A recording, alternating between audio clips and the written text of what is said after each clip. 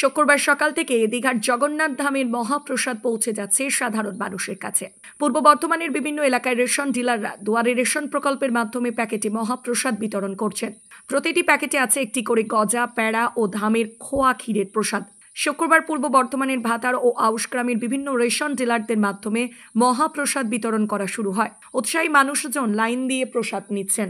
মাননীয় মুখ্যমন্ত্রী সম্পূর্ণ পুরীর ধাঁচে দীঘাতে জগন্নাথ দেবের মন্দির প্রতিষ্ঠা করেন এবং সেখানে জাঁকজমকপূর্ণভাবেই প্রতিদিন পূজা অর্চনা ভোগ বিতরণ হয় এবং আমাদের মুখ্যমন্ত্রী ঘোষণা মতো পশ্চিমবঙ্গের সর্বত্র আনাচে কানাচে রেশন ডিলারদের মধ্যে দিয়ে এই প্রসাদ বিতরণী যাতে সাধারণ সর্বধর্ম নির্বিশেষে এবং দলমত নির্বিশেষে সকলের কাছে পৌঁছে দেওয়া যায়।